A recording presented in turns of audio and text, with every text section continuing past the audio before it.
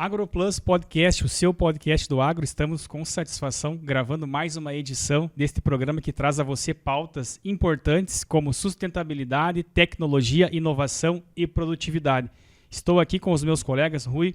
Vamos receber diretamente dos Estados Unidos na entrevista de hoje, que irá trazer para nós uma temática muito importante: comunicação agro, Brasil e Estados Unidos. Estamos aí cada vez mais buscando alta produtividade, gestão de riscos climáticos e buscando aliar tudo isso com segurança alimentar, mas é um fluxo bastante complexo, né, Rui? Para isso, o AgroPlus Podcast debate com autoridades no assunto para trazer a você, telespectador e ouvinte, melhores informações, conhecimentos que tragam, então, para uma assertividade nas decisões. Rui, vamos receber de forma especial o nosso convidado de hoje. Márcio Huber, prazer em estar aqui conosco, é uma satisfação. Nosso objetivo é melhorar a comunicação no agro e nada melhor que um especialista nessa área, jornalista, né? Já trabalhou em Canal Rural, Terra Viva, AgroMais, uma série de canais especialistas em telecomunicações do agro, e hoje nos Estados Unidos, né, direto do Tennessee, e trabalhando na CBS, que é uma das maiores gigantes de comunicação dos Estados Unidos, né, como editor. Enfim, tem uma visão local, global, né, do agro em especial, e vai passar aqui algumas visões de mundo, né, esse novo mundo da posse do Trump, né, uma nova visão de negócios, enfim, o que isso pode impactar para o agro brasileiro. Seja bem-vindo mais uma vez e faça uma breve apresentação do seu currículo para o nosso público conhecê-lo melhor. Rui, é um prazer conversar com vocês do AgroPlus.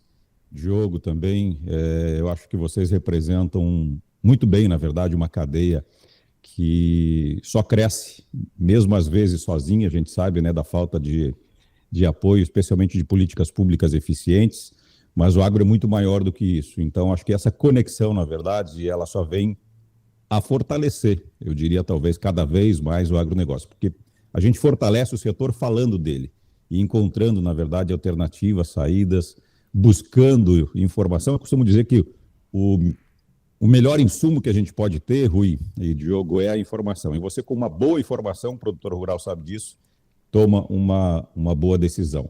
Mas vamos lá, você me perguntou sobre a minha carreira, eu acho que ao longo do nosso bate-papo eu posso falar um pouquinho, porque eu já fiz bastante coisa, mas resumidamente falando dessas emissoras onde eu tive o prazer de trabalhar no agronegócio, especialmente com quem é produtor rural no Brasil, é que trouxe, na verdade, essa grande paixão. Eu costumo dizer que você pode sair até do Brasil, como foi o meu caso, você pode até tentar sair, na verdade, da sua cultura. Eu sou gaúcho também do Rio Grande do Sul, mas isso nunca sai de você. Ou seja, eu continuo com o meu chimarrão aqui, eu continuo com o meu coração no agronegócio, eu continuo com o meu trabalho focado nesse grande setor, e é claro que atualmente, né, pelo menos nesses últimos quase 3 anos que eu moro nos Estados Unidos, eu tenho cada vez aprendido mais sobre a economia americana, a economia mundial, até porque vocês falaram muito bem no começo, né, desse bate-papo. Os Estados Unidos sempre foi, e agora mais do que nunca, a partir da posse do Trump, é o centro, é o olho do furacão, eu diria. Então, o mundo está de olho no que o presidente, que voltou à Casa Branca, vai aprontar nos próximos dias, nos próximos meses e nos próximos anos. E isso, claro, a gente sabe, pode ter impacto direto na produção agrícola brasileira. Muito bem. Dando abertura à nossa pauta, nós vamos dar um direcionamento, Márcio, em relação a alguns indicadores aqui do Brasil, que você tem conhecimento, como nós falávamos nos bastidores, né? Está muito focado agora no que os Estados Unidos veem, né, com essas mudanças dessa política nova agora, a qual, queira ou não, é a maior liderança econômica aí, global. Então, as diretrizes impostas pelo novo governo Trump, eles vão direcionando os indicadores do Brasil também, né? Nós, como uma potência em produção, produtividade, recursos naturais, questões energéticas. Então, isso para nós, temos algumas curiosidades, né, Rui? Então, colocamos aqui que o Brasil hoje alimenta aproximadamente 1 bilhão de pessoas e no Brasil sustenta 25% do PIB, né, nacional. garantimos 40% das exportações e ainda preservamos 66% da vegetação nativa. Então, aí a pergunta, né, Rui, será que isso é pouco? Então, o Brasil é o país mais sustentável, somos bastante crucificados pela Europa, temos aí também essa visão Estados Unidos, Europa, China e Brasil, um país sul-americano com alto potencial, um crescimento. Tempos atrás, o último programa, entrevistamos o Dr. Floss, né, Rui? E ele comenta que os primeiros 500 anos do Brasil demoraram para nós chegarmos a 100 milhões de toneladas de grãos produzidos. Logo em sequência, demoramos 15 anos para chegar, então, a 200 milhões de toneladas de grãos. E aí, 10 anos depois, a barreira dos 300 milhões. E aí tem umas previsões que nos trazem que aproximadamente 12 a 14 anos nós atingiremos, então, os 600 milhões de toneladas de grãos produzidos no Brasil, o que é o dobro da projeção Conab, né, de 315, 320 para a safra 2025. Então, esses números, Márcio, nos trazem aí uma posição muito diferenciada no Brasil. Eu gostaria que você trouxesse, né, essa amarração agora entre Brasil e Estados Unidos, como que você está vendo agora esse novo momento do agronegócio entre essas duas grandes peças fundamentais na segurança alimentar mundial? Muito bem, Diogo, eu acho que esses números eles são bastante importantes e relevantes, desde que a gente saiba que é necessário que eles tenham certa subsistência, né? Ou seja, que esses números estejam atrelados a uma capacidade produtiva do produtor rural brasileiro e que, como eu sempre falei, políticas públicas sejam cada vez mais eficientes para colaborar. Eu costumo dizer que se não atrapalhar, né, se a política não atrapalhar, já está ajudando o produtor rural brasileiro. Tem uma outra frase que eu usei há muito tempo na televisão e que sirva o chapéu para quem for político e estiver nos ouvindo, que em Brasília, eu pego como exemplo Brasília porque é a capital política do nosso país, especialmente, que lá em Brasília tem muita testa oleosa se achando mente brilhante. Então não adianta achar que faz, sendo que um dos setores, né, do nosso tripé da economia muitas vezes é esquecido e outras vezes, na verdade, ele é onerado, né, o que infelizmente acontece de tempos em tempos, pelo menos tentativas, né, de tempos em tempos. Você falou do PIB e aí eu vou lembrar sobre alguns números que eu anotei aqui para ser mais precisos, né, porque os números eles não mentem, dependendo de quem fala, e a gente precisa, obviamente, como jornalista, levar informações verdadeiras para o público, né? Especialmente para o público que é um público bastante entendedor do assunto, como é o de vocês. Então, o agronegócio nos Estados Unidos, a gente está incluindo aqui as indústrias relacionadas, está representando 1,53 trilhões do produto interno bruto aqui dos Estados Unidos. A gente está falando algo em torno de 5,6% do PIB total americano. Se a gente considerar só a produção agrícola americana, nós estamos falando em 203 bilhões e 500 milhões de dólares, o que representa 0,7% do PIB. 0,7% do PIB. Guarda esse número. 2024. Aí vamos falar do PIB total do ano passado, porque já existe aí, obviamente, uma estimativa de crescimento esse ano na casa aí dos 2,8%, aproximadamente. Essa é a atual projeção do governo americano. Mas nós estamos falando aí de um PIB de 29,18 trilhões de dólares. Quando eu falei, Diogo e Rui, sobre 0,7% do PIB, diferente do nosso PIB, né, do agronegócio e do PIB e do que ele representa dentro do PIB global do Brasil, nós estamos falando, obviamente, de um número bastante inferior aqui nos Estados Unidos, porque aqui existem outros setores da economia que são realmente bastante fortes, mas ele não é o agronegócio, ele não é visto como o patinho feio, vamos dizer assim, muito pelo contrário. O governo americano, e vocês sabem disso, traz muitos subsídios, muitos incentivos para o produtor rural americano, ou seja, inclusive há incentivos para começar a atividade. Se você não sabe nada de agronegócio nos Estados Unidos, mas você tem vontade de começar a produzir aqui nessa terra, você tem um incentivo por parte do governo, e aí você tem um incentivo por parte do Estado. Vocês vão lembrar que aqui são mais de 50 estados, os estados eles têm as suas regras, né? São basicamente, vamos chamar assim, de independentes, ou seja, é importante escolher bem o estado para você morar, onde você vai pagar os seus impostos. Aliás, é importante falar isso, Rui e Diogo, porque a gente está vivendo uma onda, né, de deportação de estrangeiros e de brasileiros de volta para seus países de origem, os chamados indocumentados, os chamados ilegais aqui nos Estados Unidos. Certo. Então eu falo com toda tranquilidade, com toda a seriedade, na verdade, como jornalista que sou, de que eu cheguei aqui documentado, de que eu tenho green card e de que nos próximos anos, daqui a 2 anos aproximadamente, se eu quiser eu posso virar um cidadão americano. Isso nos gabarita a ser um profissional em qualquer área. Diferenciado, ou seja, o problema não está no indocumentado, o problema está em quem não obedece às regras. Esse que é o problema. Perfeito. E o americano é muito de seguir regras, né, Márcio? Mas tu tá agora no olho do furacão, né? Nós estamos vivendo o momento Trump, né? Uma virada de chave em termos de política, em termos de economia, e as primeiras medidas dele são, assim, causam bastante apreensão, em especial em relação, né, às taxações. Como você, que está, como eu disse, no olho do furacão, enxerga essa situação, né, em relação a sobretaxar países ditos amigos, né, como Canadá, México, né, e talvez nem tão pesados assim com relação à China, e o que isso pode impactar com relação ao Brasil, e em especial o agro? Olha, Rui, realmente a cada ação, vamos dizer assim, né, que vem lá da Casa Branca, eu que tenho acompanhado diariamente, digamos assim, dentro da TV americana que eu trabalho, eu coloco 5 telejornais hoje no ar todos os dias e tenho acompanhado muito de perto essa questão da política americana para, né, os americanos e residentes permanentes e também para os cidadãos americanos, porque ela impacta, obviamente, todo mundo que vive na legalidade dentro do país, mas ela automaticamente também impacta o produtor rural brasileiro e as relações bilaterais. Você citou a China, né, que é o nosso principal cliente, porque Brasil e Estados Unidos compram, né, vendem, na verdade, para a China, é o nosso principal cliente, como eu disse.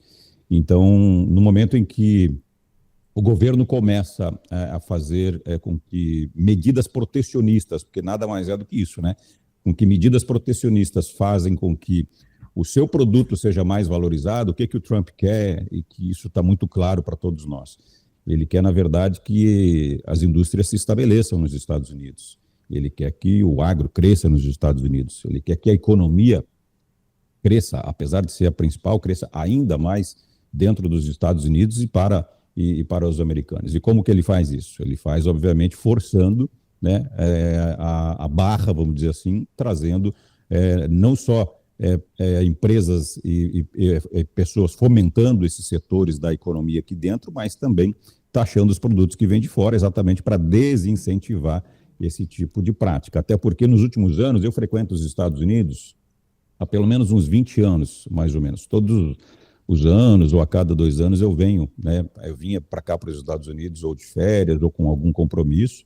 Em 2017, eu fiz uma imersão no The New York Times em Nova York. Foi, aliás, um grande salto na minha carreira como profissional, né? Um brasileiro conseguir entrar e entender como é que funcionam as coisas lá dentro. E aí a gente começa a entender como é que funciona a cabeça, né, do americano, como é que eles pensam, né? A cultura é diferente, não adianta a gente imaginar que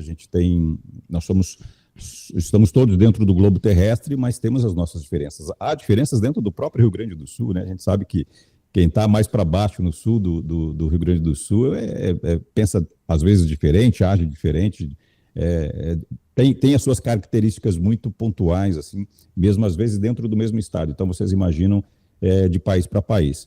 Então, Rui, a questão da taxação nada mais é do que um protecionismo, uma ideia do Trump também de fazer aí uma negociação com esses países. Obviamente que agora a China retalha, aí o México não retalha, o Brasil, enquanto a gente está aqui, né, batendo esse papo, está pensando se vai fazer uma retaliação ou não, ou seja, o governo ainda não se posicionou a respeito, né, principalmente sobre a taxação do aço, né, que aconteceu na última semana.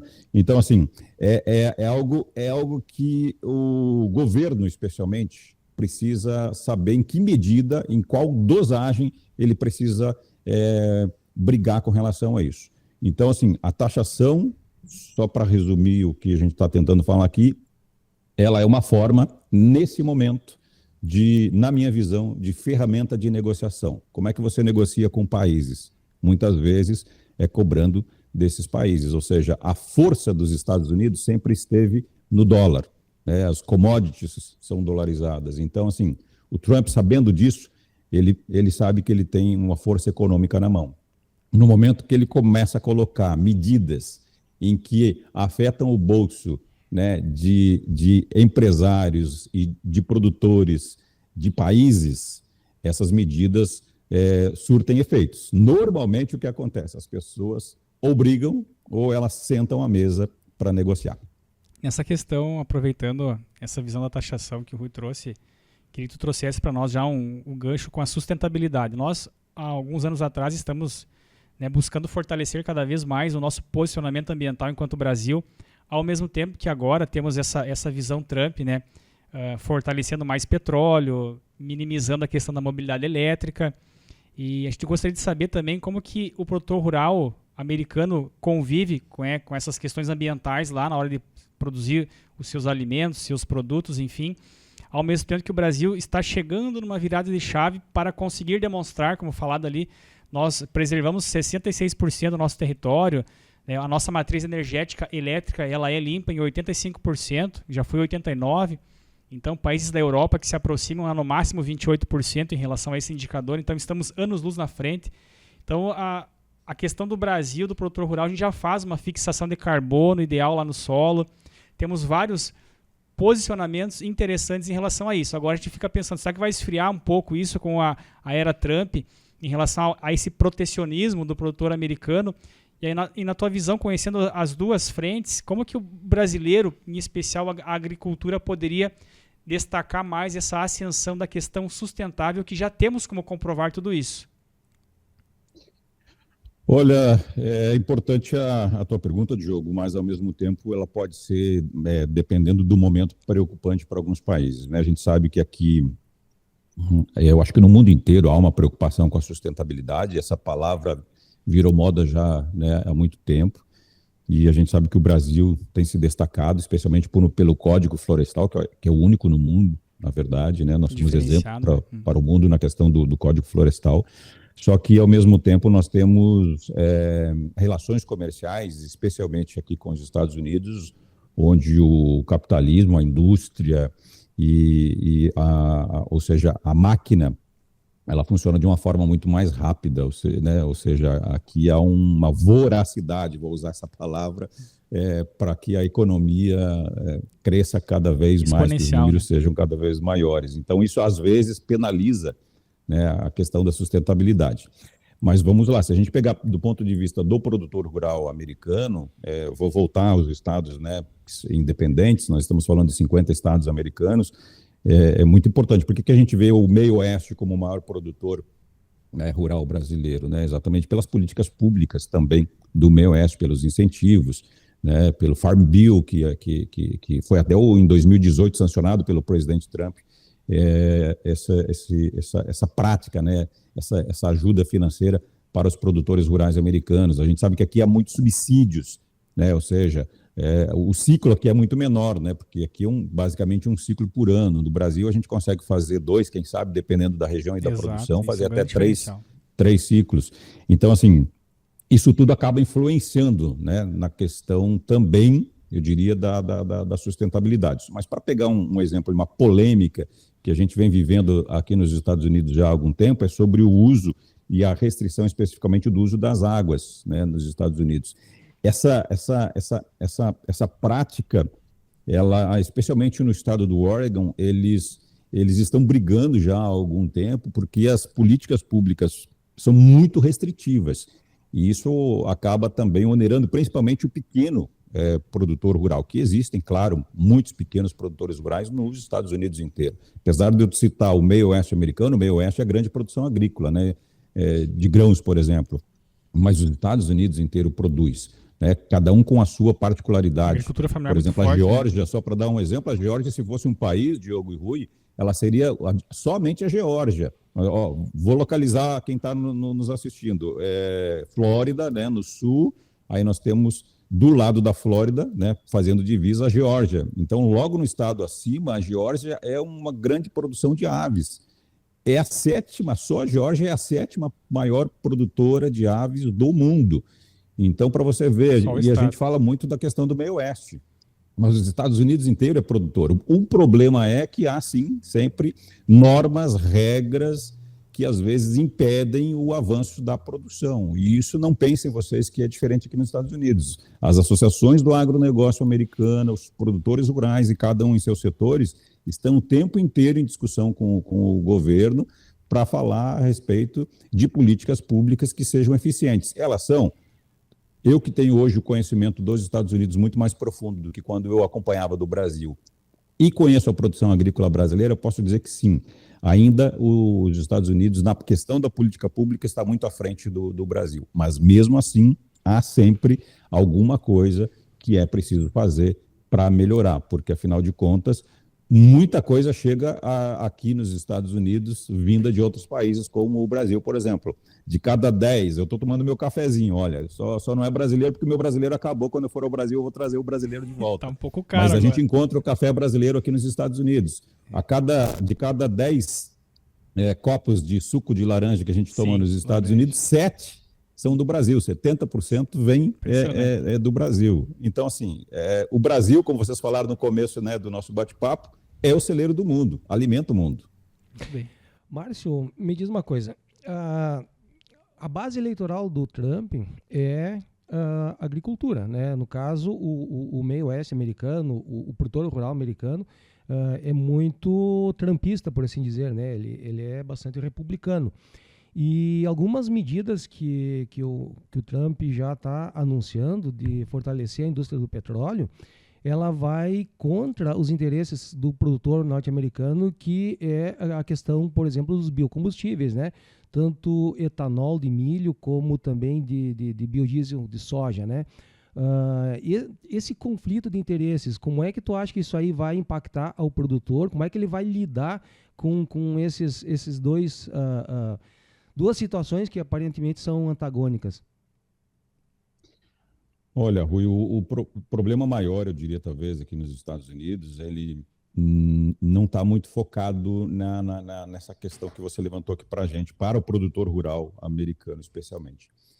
Aqui há um sentimento, e especialmente, eu diria, uma regra que, convivendo e viajando dentro dos Estados Unidos, eu conheço já boa parte dos Estados Unidos, já viajei para vários estados, já conversei com muitas pessoas de vários setores, inclusive do agronegócio, e quando eu pergunto para eles sobre o Brasil, porque não tem como negar que nós não somos daqui, que nós somos estrangeiros, por mais que você se comunique bem ali em inglês com os produtores, em algum momento ele vai perguntar de que lugar que você é, porque ele vê que você, né, no mínimo, não é daquela cidade, do estado que ele vive. E aí, quando a gente fala do Brasil, fala do agro do Brasil, e começa a perguntar sobre o agronegócio brasileiro, a gente vê que o produtor rural e também o americano em si não conhece muito, né, o nosso país. Eu usei não conhece muito a frase para não dizer não conhece quase nada, porque a verdade é essa. Eles não têm muita informação, não. Aliás, eles vivem numa bolha onde eles não conhecem muita coisa. Eles conhecem os Estados Unidos e, às vezes, conhecem o seu estado. Muitos americanos viajam, mas muitos americanos viajam dentro do país. Por que a cultura americana não é de viajar para fora do país? A maior parte dos americanos, eles viajam dentro do país, até porque aqui tem tudo que eles precisam, né? Tem a neve, tem a praia, tem as montanhas, enfim, tem os lagos, tem os rios, tem o mar. Agora, esse bairrismo é muito forte. Então, por isso que eles não são consumidores, essa é a palavra, eles não são consumidores de informação mundial. Aonde que eles conseguem ter um pouco de informação, Rui, eu diria, a respeito do mundo, do que está acontecendo no mundo? Especialmente dentro da mídia americana. Como eu disse, né, eu lá todos os dias eu estou acompanhando e estou sabendo o que o americano está consumindo. E pouco se fala, na verdade, sobre outros países. Há, sim, algumas informações a respeito, especialmente de Israel, né, nessa questão do Israel e Hamas. Há uma informação que é muito relevante, que é extraordinária em algum país e que eventualmente pode acontecer de ser divulgada aqui dentro dos Estados Unidos, mas ela é, eu diria, menos de 1%, vamos chamar assim, da informação total, que ela é sempre que ela é americana. Dessa forma, eles acabam não tendo a oportunidade, como a gente, de acompanhar as informações mundiais. O brasileiro, eu diria, é muito mais informado nesse aspecto. Tem muito mais base de comparação, vamos dizer assim, que é mais ou menos isso que você gostaria de fazer. Só que essa base de comparação, ela não existe quando você não tem o principal insumo que eu falei, que é a informação. Então, não conhecendo os Estados Unidos, os americanos não conhecendo o Brasil, sabendo que o Brasil é um país basicamente de alimentos. Vamos lá, uma pesquisa que saiu agora recentemente, estou falando no final do ano passado, né, do segundo semestre para cá, falando a respeito, inclusive, dos brasileiros. 46% dos americanos, Rui, não enxergam o Brasil de forma positiva. Um outro número parecido está na faixa dos 46%, 47%, se eu não me engano, também, né, muito ali semelhante, acreditam e enxergam o Brasil positivamente. Então, olha só a divisão bastante grande aqui dentro dos Estados Unidos sobre o Brasil. E se perguntar sobre o agronegócio brasileiro, a única coisa que eles conhecem é exatamente isso, é que o Brasil é um produtor e vendedor de alimentos. Mas muitos, inclusive, nem sabem. Essa informação que eu falei, por exemplo, para vocês do suco de laranja, o americano não sabe. Não tem essa ciência. E o suco de laranja que ele bebe, basicamente, vem do Brasil. Ele não sabe. E o que você acha que poderia ser feito para melhorar isso?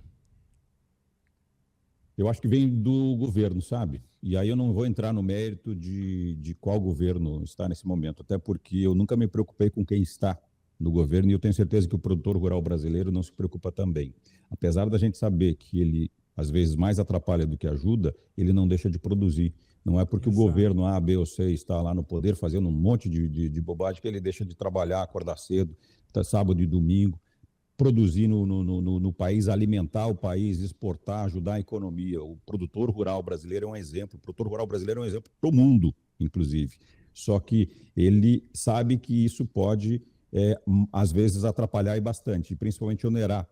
Né? Então, respondendo, Rui, o que pode ser feito, eu acho que, de novo, são políticas públicas. Se você quiser que o seu país tenha relevância, primeiro interna, ou seja, faça o dever de casa, eu acho que precisa arrumar a casa. No momento que a gente entender e ver que o governo, né, está preocupado, e eu estou falando em todas as esferas, né, o governo federal, governo estadual, às vezes o municipal também tem bastante interferência, né, nessa questão de ajudar ou prejudicar. Então, se os governos ajudarem o produtor rural a fazer uma política pública eficiente, se tiver incentivos para a produção, se tiver, na verdade, uma publicidade positiva e tiver uma gestão de comunicação externa, ou seja, aprender a falar lá fora, seria muito mais fácil. Olha que interessante isso que eu falei. É importante mesmo que o governo entenda o que nós sabemos que ele não entende. Se o governo brasileiro entendesse como que as coisas funcionam efetivamente na prática e qual é a forma, qual é o jeito de conversar com os americanos e de como é a forma e o jeito de transmitir a informação para os americanos, eu tenho certeza que nós seríamos muito mais parceiros dos Estados Unidos. Nós teríamos a possibilidade, inclusive, de abrir novas fronteiras, novos negócios agrícolas, novas relações bilaterais. O problema é que o governo não tem uma comunicação eficiente, não sabe conversar com o seu aliado, né, com o seu país, né, com o país, na verdade, que pode ser vizinho da América Latina, mas pode ser, por exemplo, aqui da América do Norte. Ele não tem uma conversa, um diálogo, ele simplesmente impõe alguma coisa e, às vezes, a comunicação, a gente sabe disso, a comunicação, às vezes, ela não chega do jeito certo. É o chamado telefone sem fio, que antigamente, né, fala de um jeito, mas se escuta de outro. Por quê? Porque a comunicação não foi efetiva, a comunicação não foi correta. A forma de comunicar aqui, ela é diferente de comunicar aqui, Rui. Então, assim, Se você me perguntar como, na prática, Márcio, como é que a gente faz isso, a gente vai ficar aqui fazendo um programa talvez de um dia inteiro, para quem sabe as pessoas entenderem como é que as coisas funcionam. Então precisa fazer a lição de casa, entender o seu país, entender o país que você quer comunicar, e aí as relações bilaterais elas vão ser, vocês podem ter certeza, muito melhores. Muito bem. Então, logicamente que comunicação é um pilar muito estratégico para esses resultados que tanto almejamos. Então, essa aproximação entre Brasil e Estados Unidos, como você mesmo cita, né, independente do governo ativo de um determinado país, a agricultura ela precisa produzir, seguir trazendo segurança alimentar, e principalmente o Brasil por ser um celeiro do mundo. Então, estamos conversando com Márcio Hubert, jornalista e mestre em TV digital, diretamente dos Estados Unidos, AgroPlus Podcast. Vamos curtir, se inscrever e compartilhar o nosso conteúdo, que tem como base a informação, o conhecimento efetivo para você, produtor rural, cadeia produtiva do agronegócio, acadêmico, sociedade em geral, dona de casa, empresário. E você pode, então, cada vez mais, compartilhando nossas informações, né, Rui, ter um conhecimento mais avançado do que de fato é efetivo nos indicadores do agro. Vamos entrar um pouco na temática sobre tecnologia, Márcio, em relação, assim, trazendo um gancho do que foi falado há minutos atrás, sobre uma necessidade de melhoria na comunicação, tanto no Brasil e nos Estados Unidos, para aproximar mais os resultados efetivos de uma agricultura que busca crescimento exponencial com sustentabilidade.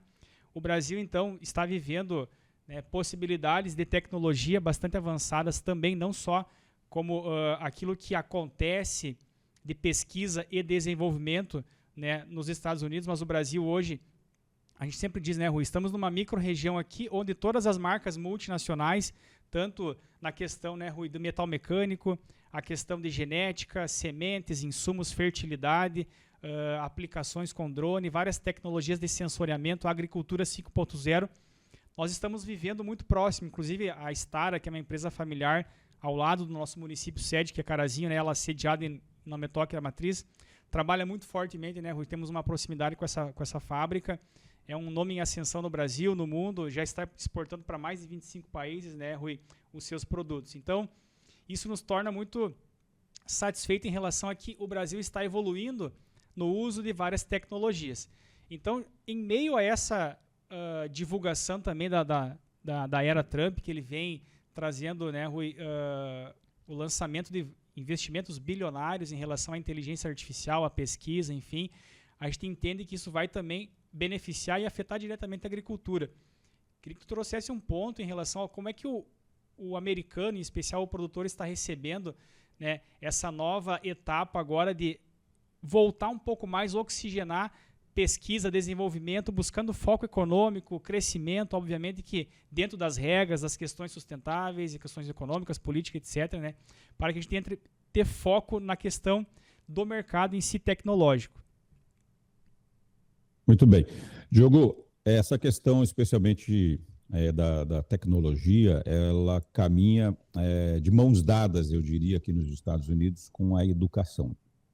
É muito interessante tocar nesse assunto, porque todas as promoções que a gente vê do ponto de vista de comunicação do agro e das agroindústrias americanas para o povo americano, ele tem um foco, a educação.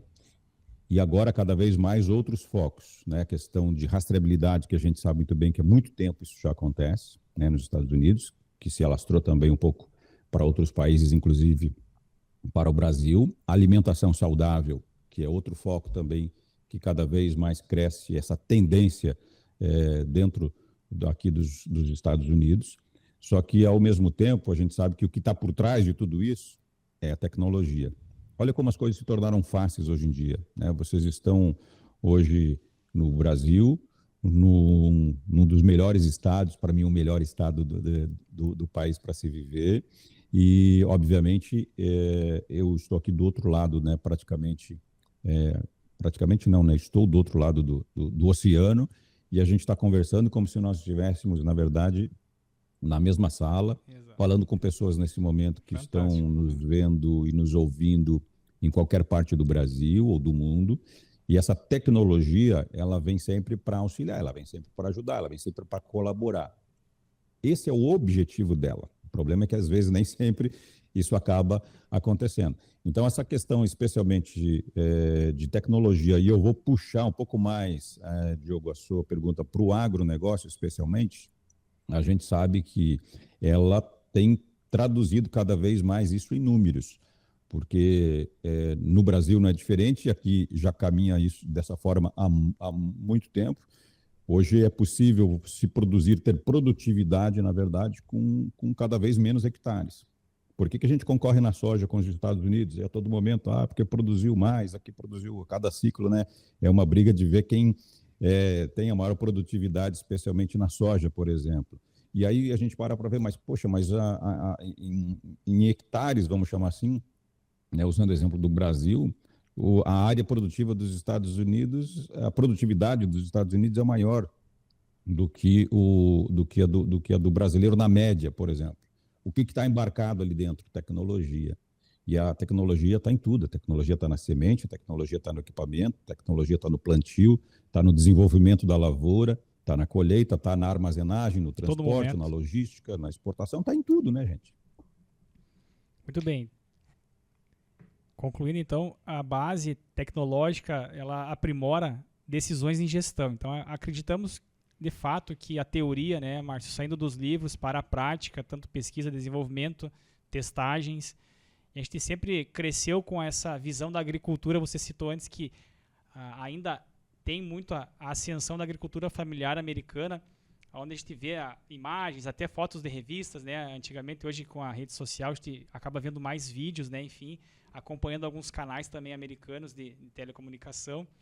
Né? Aquela família da agricultura, o casal, os filhos, né? Trabalhando de fato, né?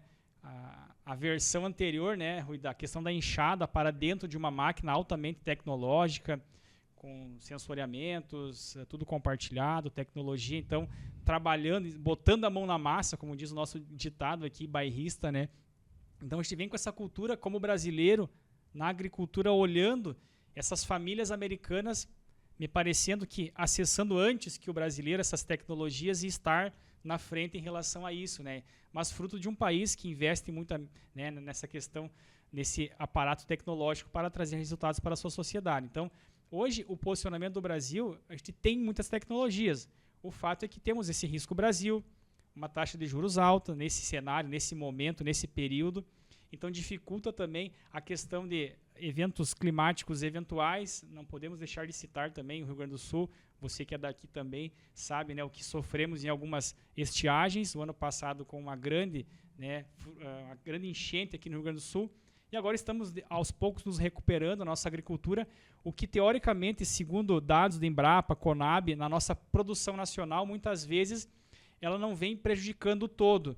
Né? Mas o grande impacto que o Rio Grande do Sul tem em relação a outros estados, né, no nosso produto interno bruto nacional aqui, a nossa participação em indústria, metalmecânica, pesquisa, desenvolvimento, universidades, conhecimento, o próprio, né, centro-oeste, né, Rui, ele é feito de gaúchos, né? Então, toda essa agricultura que foi disseminada para o resto do Brasil, ela vem muito com a raiz do gaúcho, do Rio Grande do Sul. Então, isso para nós traz muito orgulho, ao mesmo tempo que hoje podemos dizer que sim, estamos usando várias tecnologias, mas, de fato, precisamos cada vez mais nos espelharmos nos americanos que saíram na frente em relação a isso. Então, esse é o ponto que eu deixo aqui para os nossos telespectadores e ouvintes, né, que, de fato, mesmo com o preço da tecnologia, existe sempre a viabilidade como uma palavra em investimentos. Então, se eu invisto no solo, é para colher mais, é ter um manejo mais adequado, né, Rui, que é da parte técnica. Se eu trabalho melhor indicadores, gestão para tomar melhores decisões e entendo que comunicação no agro é um pilar estratégico para munir as nossas decisões, teoricamente, o avanço ele se torna mais positivo. Então, a grande mensagem também da nossa programação de hoje, que tem como título, então, Comunicação no Agro, Brasil e Estados Unidos, e para nós é uma satisfação conversar contigo aí, Márcio, que está aí há um bom tempo já, com uma experiência há mais de 20 anos aqui no Brasil, transitando 70% do seu tempo dentro do agronegócio, na questão do marketing, da mídia, da telecomunicação, do jornalismo, como você é de formação. Então, isso para nós, né, traz um embasamento muito efetivo, unindo então esses pontos e indicadores nessa nova fase aí, os próximos 4 anos de governo Trump, que possamos então também aproveitar essa onda, como diz o ditado, né, Rui, em que se os americanos têm uma tendência agora de foco econômico e, como diz o próprio, né, presidente Trump na sua posse, então é retomar o lugar que estava, então isso é muito importante, é onde que possamos, enquanto Brasil, seja ela a questão econômica, política, social e ambiental, possamos nos unir mais cada vez, né, Rui, com os americanos aí para tornar a segurança alimentar mais tranquila em relação à visão de futuro, visto que temos projeções aí de crescimentos populacionais, em visão também de que a população vai envelhecendo e precisamos estar alimentando todo, né, esse globo terrestre. E o Brasil, então, é 1/5 desse indicador, né, Rui? Aproveitando até o adiantado da hora, eu vou procurar fazer, acho que o último questionamento, que eu acho que você, como de novo está no centro, no olho do furacão e atrás dos bastidores da notícia, como se diz, né, pode talvez nos dar uma certa luz. Com relação à sustentabilidade, com relação a biocombustíveis, a energias renováveis, o Brasil é líder mundial. Temos todas as questões das barreiras que a União Europeia, por exemplo, tentam e procuram impor a nós, dificuldades com relação ao acordo, né, União Europeia-Mercosul, enfim. Essa nova agenda verde do Trump, o que você acha que pode impactar com relação ao comércio, às relações entre Estados Unidos e União Europeia, e o que isso pode trazer de positivo para o Brasil? Olha, Rui, é importante a gente ver como que o governo, nesse momento, tem se posicionado diante de algumas notícias e informações. Você citou bem quando você disse, Márcio, você está por dentro das notícias in loco, né, especialmente do que está acontecendo. Como jornalista no Brasil já acontecia e aqui cada vez mais também. Eu tenho, obviamente, muita informação, eu tenho informação também de bastidores, mas eu também tenho determinadas restrições, obviamente, de informação, ou seja, existem coisas que eu posso efetivamente, sem nenhum problema, divulgar na hora certa, e existem determinadas informações que eu preciso aguardar alguma checagem, e existem informações que eu não posso divulgar. Não estou falando do caso da sua pergunta, estou só dizendo que quem tem acesso à informação, e eu sou, sem dúvida alguma, um privilegiado, porque eu saí de uma mídia especializada americana para entrar dentro de uma mídia nacional americana, local e nacional americana, isso faz com que, obviamente, eu tenha as minhas responsabilidades como jornalista. Por que eu sou o único, só para vocês terem uma ideia, eu sou o único estrangeiro dentro da emissora a qual eu trabalho. E eu sou o único brasileiro também, portanto, dentro da emissora. Aí a pergunta que me veio à cabeça agora, que não foi a que você fez, Rui, já vou te responder, me perdoe, é sobre a questão dos estrangeiros, né? Poxa, mas o americano não gosta de estrangeiro. O americano não gosta de quem escolhe o país dele para viver e não paga os impostos, e não tem capacidade produtiva, e não obedece às leis, e é criminoso. E eu acho que nenhum país decente no mundo gostaria de ter esse tipo de pessoa, correto, nem ele sendo nascido naquele país ou vindo de fora. Então, isso é uma máxima, na verdade, que vale para essas pessoas. Então, não adianta divulgar coisas, né, por aí, e às vezes na própria internet, de coisas diferentes disso. Eu não vou acreditar. Então, por quê? Porque eu sei como as coisas funcionam. Você é muito bem-vindo nos Estados Unidos, você é muito bem-vindo na capacidade produtiva americana, se você tiver capacidade para isso, se você tiver condições para isso. E ninguém está falando de dinheiro, a gente está falando de capacidade técnica, de experiência. A gente está falando... só para vocês terem uma ideia, a minha aprovação, né, aqui nos Estados Unidos, para que eu vire para que eu seja aprovado como eu fui lá atrás, como um residente permanente, futuramente como um cidadão americano, foi através de um visto chamado EB1A. Quem não conhece, a gente não vai falar sobre isso agora, só dá uma pesquisada. Isso chama-se um visto de capacidades e de trabalhos extraordinários. O Márcio não tem nada de extraordinário, mas a minha capacidade como jornalista, né, focado no setor que eu sempre trabalhei, e mostrando aos Estados Unidos que eu tenho capacidade produtiva, eles estão cada vez mais buscando esse tipo de pessoas. Se muita gente está saindo forçadamente do país agora, vocês parem para pensar que precisa cada vez mais, e essa é uma das bandeiras do Trump, foi para isso que ele também foi eleito, e por isso que ele está fazendo isso agora nos primeiros dias, né, nas primeiras semanas, e vai fazer nos primeiros meses da sua gestão, é tirar essa capacidade improdutiva, ilegal do país para trazer uma capacidade produtiva. Exato. E eu não estou dizendo que o imigrante ilegal não trabalha, não produz, mas ela está de forma errada, né? Não está correto. Agora, Rui, essa questão de Estados Unidos e União Europeia, por exemplo, ela é muito sensível, porque ela é diferente, né? Você sabe muito bem disso, que é diferente, por exemplo, de lidar, como os Estados Unidos lidam com outros países. Os Estados Unidos, para lidar com o México, existe uma política e um viés, e aí eu estou falando, né, por causa da fronteira e por causa das relações mais próximas e por várias outras coisas. A relação dos Estados Unidos com a América Latina, ela também é diferente, ela também tem um viés, ela também tem uma forma, e ela também tem as suas ferramentas. E aí a relação dos Estados Unidos com a Europa da mesma forma.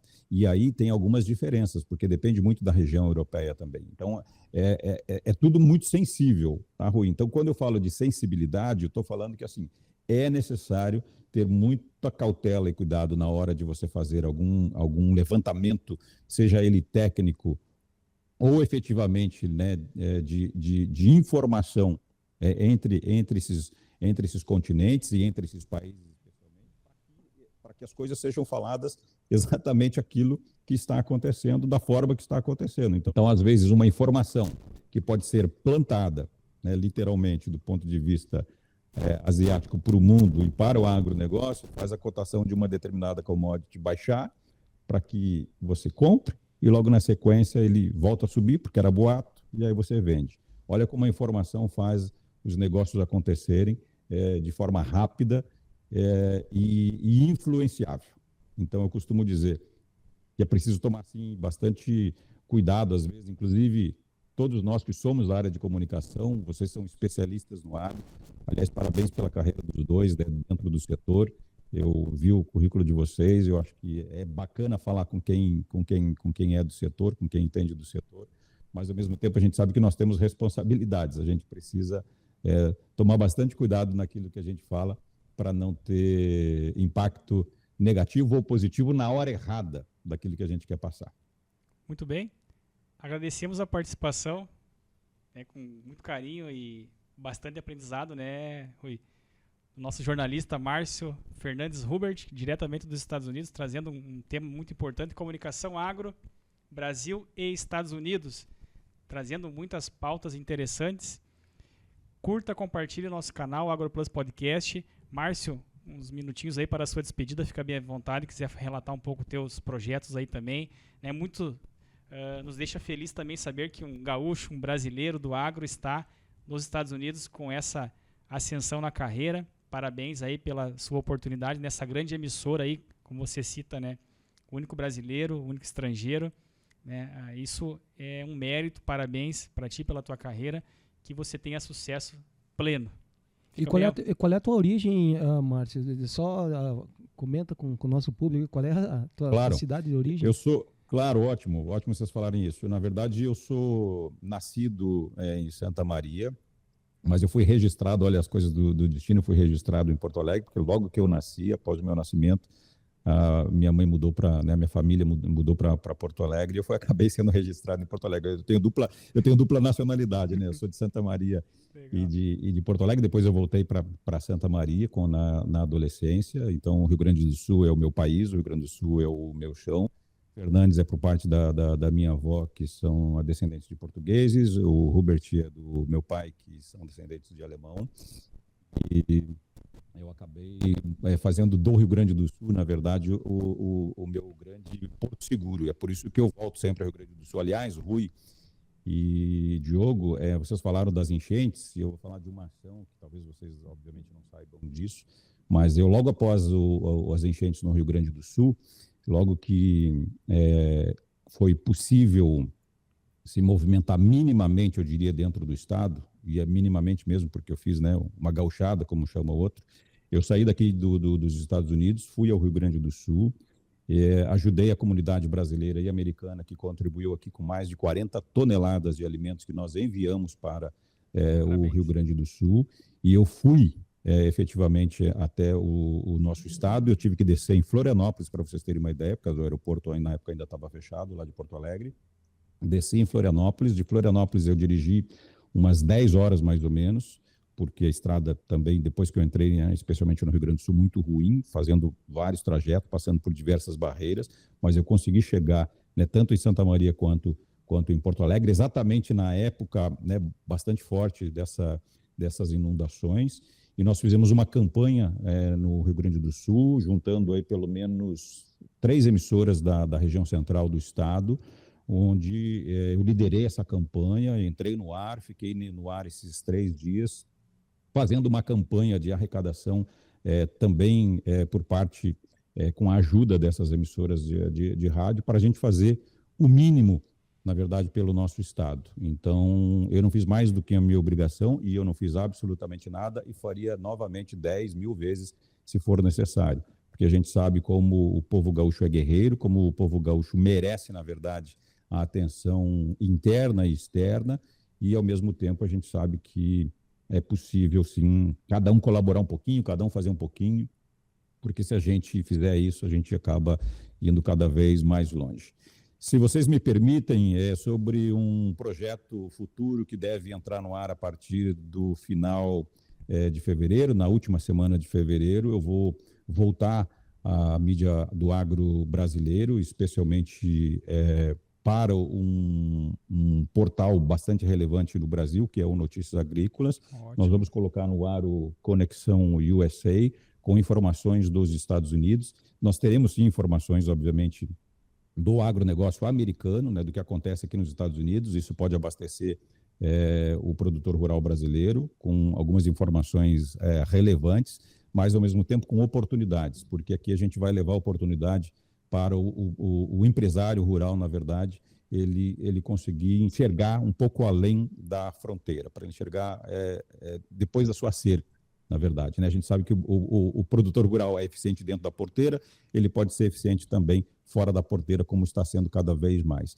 E nós vamos trazer essas oportunidades, inclusive de negócios, para os produtores rurais brasileiros aqui nos Estados Unidos. Então, é importante vocês darem esse espaço aqui para a gente. Da mesma forma, a gente vai fazer isso com vocês lá também, mas é importante dizer que esse é um projeto que a gente vem amadurecendo já há bastante tempo. Eu, devido à minha falta, né, às vezes, de janela, né, de tempo, de disponibilidade, isso nós não conseguimos colocar isso no ar ainda, mas agora vai ser possível, agora vai ser realidade, e eu espero que isso possa, mais uma vez, colaborar com o produtor rural gaúcho e com o produtor rural brasileiro. Que bom, parabéns. Parabéns. Muito bem. AgroPlus, o seu podcast do agro, agradecemos mais uma vez a sua audiência. Fique ligado, curta o nosso canal AgroPlus Podcast.